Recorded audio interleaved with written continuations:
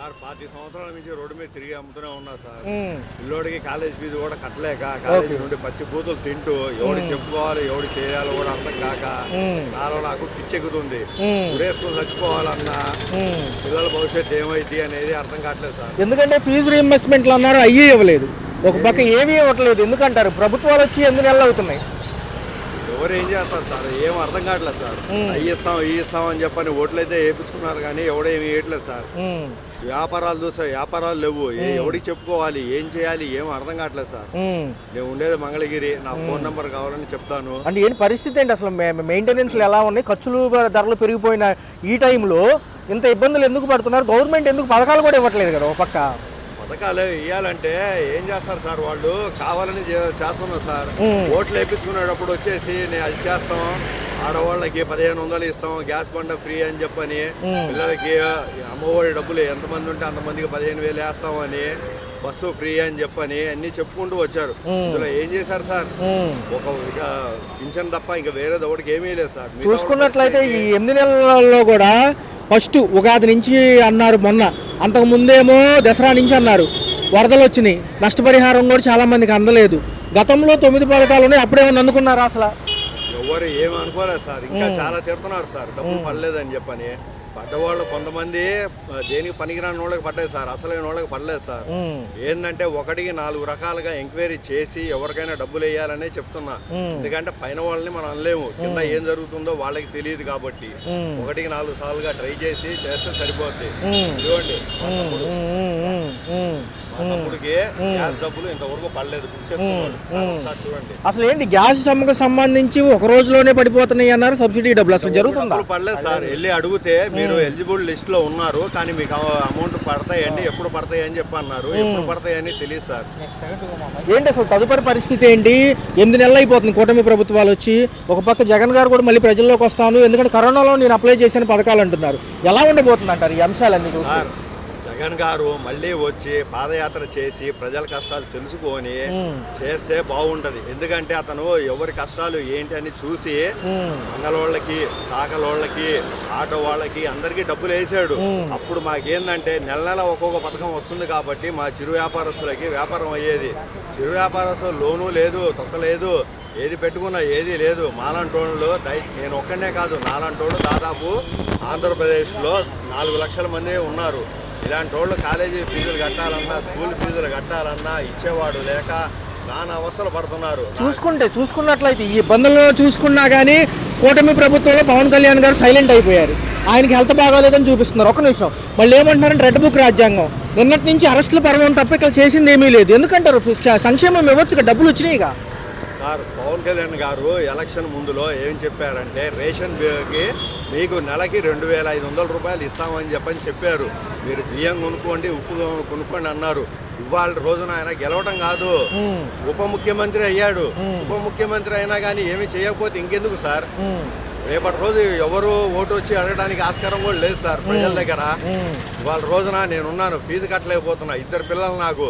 ఒకడు కష్టపడుతున్నాడు, క్యాటరింగ్కి వెళ్తున్నాడు, కాలేజీ వదిలేసి. ఏం చేయాలో నాకే అర్థం కావట్లేదు. పెరిగిన ధరలు ఇవన్నీ ఎలా ఉన్నాయి? అల్లకల్లోలంగా ఉందంటున్నారు. గతంతో పోల్చుకుంటే కొంచెం తగ్గినా కానీ మళ్ళీ మందు రేట్లు కూడా పెంచారు.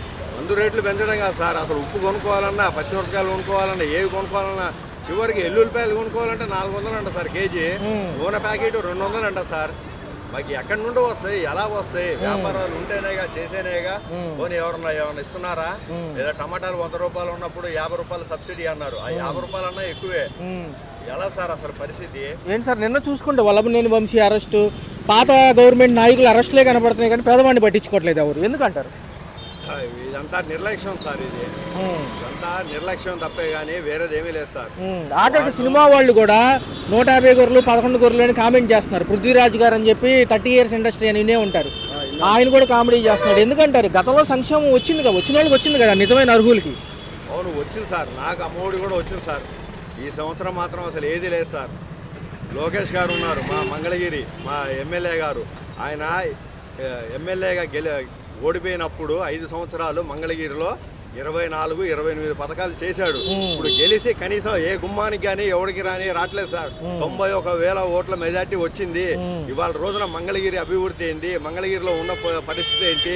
నాకు ఉండడానికి సొంత కొంప లేదు సార్. 25 సంవత్సరాల నుంచి టీడీపీలో నాకు నా ఫస్ట్ భార్య పెట్టుకుంటే శాంక్షన్ చేశాడు 2014లో జన్మభూమిలో శాంక్షన్ చేశాడు.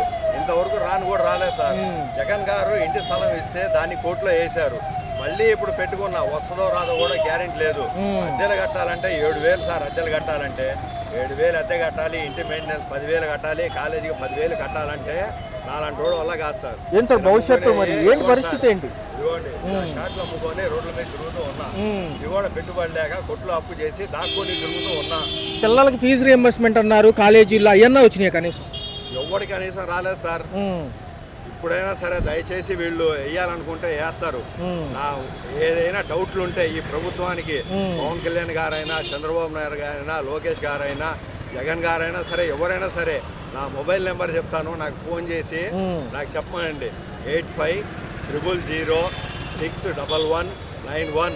నా పేరు మండలం పూర్ణచంద్రరావు. ఉండటానికి కొంప లేదు, తినడానికి కూడు లేదు, రోడ్డు మీద బతకడానికి సరుకు లేదు, కాలేజీ ఫీజులు కట్టడానికి లేదు, రావడానికి కూడా నాకు దిక్కు లేదు. నా పిల్లల్ని ఎవరు చూస్తారో కూడా నాకు తెలియదు. నేను ఉంటేనే నేను చూడలేకపోతున్నా, నేను లేకపోతే నా పిల్లలు ఎవరు చూస్తారు? అలా ఉంది సార్ ప్రభుత్వం. దీనికి మోడీ గారు డబ్బులు ఇస్తారు, వాళ్ళు ఇస్తారు, వీళ్ళు ఇస్తారు. మన చంద్రబాబు నాయుడు గారు, పవన్ కళ్యాణ్ తలుసుకుంటే మన ఆంధ్రప్రదేశ్ని 10 లక్షల కోట్లు అప్పు అన్నారు. ఇంటి ముక్కతో సమానం సార్. 10 లక్షల కోట్లు తీర్చేసి ప్రతి ఒక్కరిని బాగా చేసే క్యాపిటల్ ఉంది. వీళ్ళు చేయాలి అని మనసు పెడితే చేయగలరు, చేయకూడదు అనుకుంటే చేయలేరు. సార్ కొంచెం ముందు రండి, ఆయన వెళ్ళిపోతారు. వీళ్ళు చెయ్యాలి అనుకుంటే చేయగలరు, ఇంకా చేయకూడదు అనుకుంటే చేయలేరు. ఎందుకంటే కేంద్రంలో వీళ్ళ పార్టీయే ఉంది, ఇక్కడ వీళ్ళ పార్టీయే ఉంది కాబట్టి ఏదైనా చేయగలరు. ఒక జిఎస్టి రూపంలోనే ఒక నెలకు వచ్చేసి 1,00,000 కోట్లు వస్తున్నాయి. ఏం చేస్తున్నారు? ఒక మానవుడి దగ్గర తీసుకున్నాయి కానీ ఏవైనా సెంట్రల్ గవర్నమెంట్కి ఒక నెలకు వచ్చి 1,00,000 కోట్లు వస్తున్నాయి.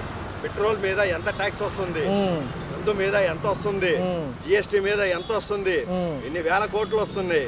మరి జనాభాకి ఏం చేస్తున్నారు? Right sir. వాళ్ళు సంక్షేమం చేశాయి, ఇప్పుడు చేస్తామంటున్నాయి. సమయం ఇవ్వచ్చు అంటారా, లేకపోతే త్వరితగతిని చేయాలంటారా సంక్షేమం వైపు వస్తే?